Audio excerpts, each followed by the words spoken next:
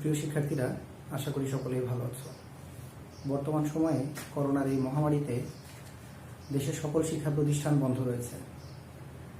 শিক্ষা প্রতিষ্ঠান বন্ধ থাকা সত্ত্বেও শিক্ষার কার্যক্রমকে এগিয়ে নেওয়ার জন্য লেকার্স পাবলিক স্কুল অ্যান্ড কলেজের এই অনলাইন শিক্ষার প্রয়াসে আমি রঞ্জন চন্দ্র দাস, সহকারী শিক্ষক, Lakers public school and college, তোমাদের স্বাগতম জানাচ্ছি। আজ আমি অষ্টম শ্রেণীর তৃতীয় অধ্যায় কৃষি উপকরণ নিয়ে আলোচনা করব।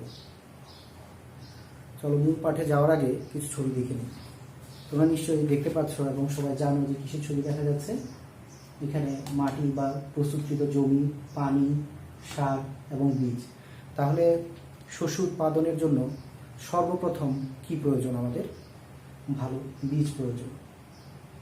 ভালো বীজের সাথে মাটির গুণাগুণ বুঝে পরিমিত সার এবং পানি সেচের প্রয়োজন হয়। তাহলে সর্বপ্রথম এবং মুখ্য প্রয়োজন কি? ভালো বীজ। এখানে আমরা দুটো ছবি দেখতে পাচ্ছি। প্রথম ছবিতে ধানের বীজ রয়েছে, দ্বিতীয় ছবিতে একটি আমের বীজ রয়েছে। দ্বিতীয় ছবিতে দেখতে পাচ্ছ যে নষ্ট বীজ, ভালো বীজ এবং নষ্ট বীজ। দ্বিতীয় ছবিতে আমের একটি ভালো বীজ এবং নষ্ট বীজ রয়েছে। অর্থাৎ চাহিদা মতো যে কৃষি উৎপাদন সেটা যদি আমরা নিশ্চিত করতে চাই এবং সফল ফসল পেতে চাই, ভালো মানের ফসল পেতে চাই, তাহলে অবশ্যই আমাদেরকে ভালো মানের বীজ নির্বাচন করতে হবে। তাহলে ভালো উন্নত বীজ নির্বাচন একটি কৃষি উৎপাদনের অন্যতম পূর্বশর্ত। তাহলে এই সেশন শেষে আমরা কি কি শিখতে পারবো? সত্যিকারের বীজ ও কৃষিতাত্ত্বিক বীজ শনাক্ত করতে পারবো, সংকরায়নের ধারণা ব্যাখ্যা করতে পারবো, বীজ নির্বাচনের আগে বিবেচ্য বিষয়সমূহ বর্ণনা করতে পারবো, ভালো বীজের গুণাগুণ বর্ণনা করতে পারবো, বীজের অঙ্কুরোদ্গম এবং চারার সতেজতা পরীক্ষা করতে পারবো। তাহলে তৃতীয় অধ্যায় কৃষি উপকরণ এখানে এগুলো উল্লেখ রয়েছে। তাহলে কৃষি বিজ্ঞানে বীজকে দুই ভাগে ভাগ করা হয়েছে। উদ্ভিদ বিজ্ঞান অনুযায়ী পরিপক্ক নিষিক্ত ডিম্বকী হচ্ছে বীজ। উদ্ভিদ বিজ্ঞান এবং কৃষি বিজ্ঞান অনুযায়ী উদ্ভিদের অন্যান্য অঙ্গ ব্যবহার করে বংশবিস্তার সম্ভব।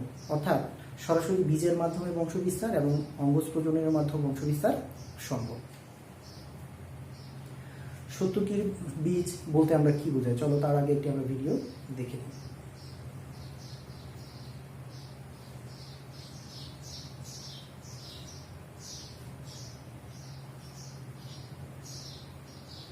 সাধারণত পতঙ্গের মাধ্যমে এক ফুলের পরাগরেণু অন্য ফুলের গর্ভমুণ্ডে পতিত হয়। ফুলের পরাগধানী থেকে পরাগরেণু গর্ভমুণ্ডে পতিত হওয়ার প্রক্রিয়াকে পরাগায়ন বলে। পরবর্তীতে পরাগরেণু থেকে পুংজনন কোষ উৎপন্ন হয়ে পরাগনালিকার মাধ্যমে গর্ভাশয়ে পৌঁছে। এ সময় পুংজনন কোষের সাথে স্ত্রীজনন কোষের মিলনের ফলে জাইগোট উৎপন্ন হয়। এই প্রক্রিয়াকে নিষেক বলে। এরপর আস্তে আস্তে বৃতি, পাপড়ি ও পুংকেশরগুলো ঝরে যায়। পরবর্তীতে ডিম্বকগুলো বীজে এবং গর্ভাশয়ে ফলে পরিণত হয়। এভাবেই ফুল ফলে পরিণত হয়।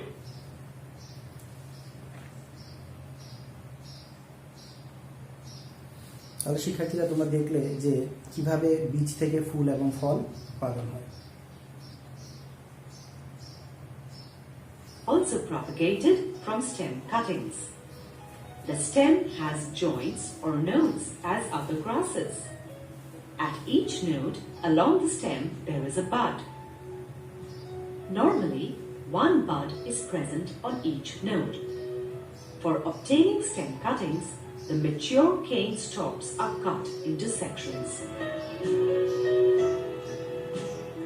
These stem cuttings are planted in the fields either horizontally or at 45-degree angle. After they are planted, they are covered with a light layer of soil. The bud sprouts under favorable conditions and gives rise to a primary stalk, and hence a new stem grows out of the bud. তাহলে শিক্ষার্থীরা, তোমরা দেখলে যে বীজ ছাড়াও অঙ্গজ প্রজননের মাধ্যমে আমরা কি করতে পারি? বংশবিস্তার করতে পারি। তাহলে এখানে কন্দের মাধ্যমে বংশ বিস্তার সম্ভব। দেখা যাচ্ছে এখানে একটা আলুর কন্দ রয়েছে এবং একটা আদার কন্দ রয়েছে। তাহলে সাধারণত এই সকল বীজ আমরা যখন বর্ষায় রেখে দিই, কখনো কখনো দেখতে পাই যে দীর্ঘদিন রেখে দেওয়ার ফলে সেখান থেকে কি গজিয়েছে, সেখান থেকে কন্দ থেকে চারা গজিয়েছে। এই প্রক্রিয়ার মাধ্যমেও কি করা যায়, বংশ বিস্তার করা যায়। এখানে দেখা যাচ্ছে দুটি আলাদা জাতের কথা বলা হয়েছে।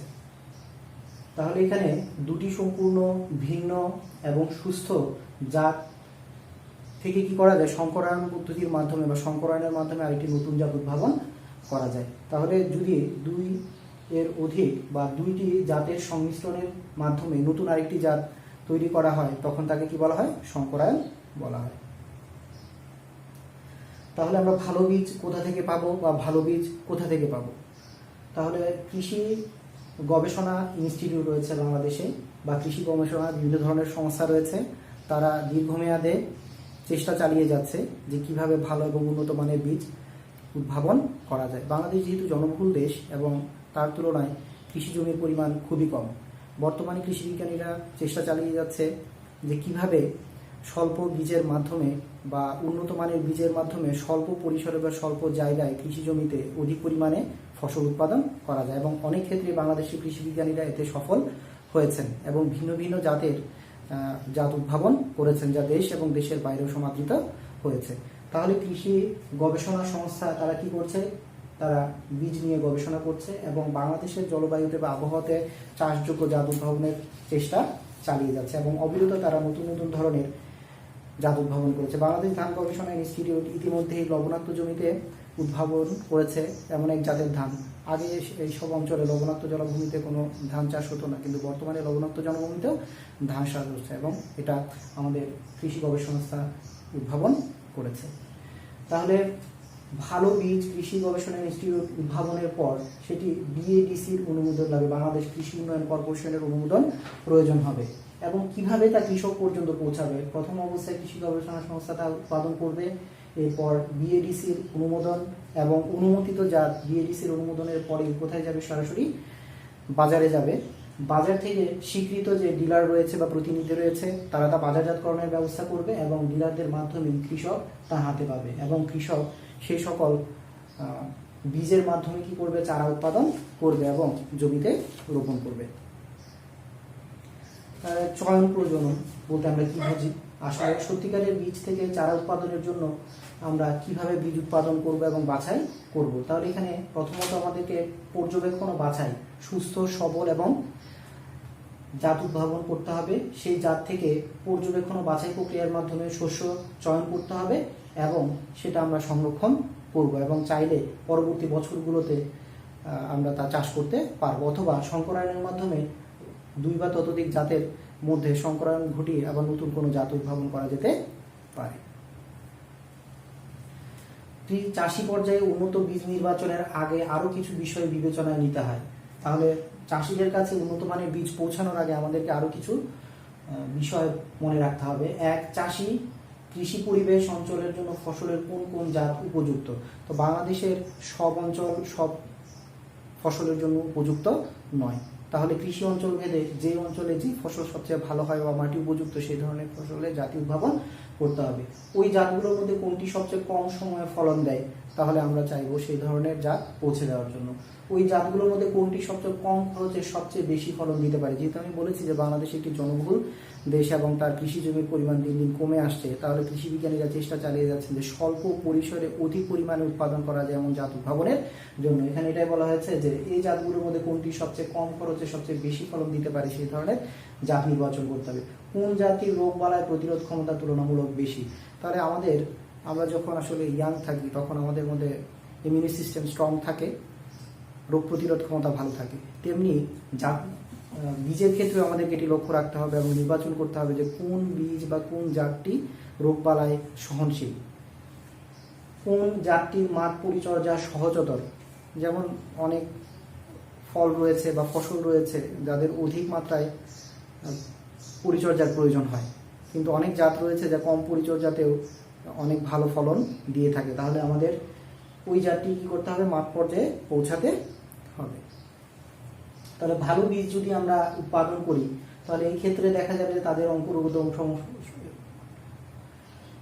পার্সেন্টেজ অনেক বেশি। তাহলে এখানে দেখো যে প্রায় সব বীজগুলো অঙ্কুরোদ্গম হয়েছে বা বীজ থেকে চারা উৎপাদিত হয়েছে। তাহলে এই ধরনের বীজ আমাদেরকে উৎপাদন করতে হবে।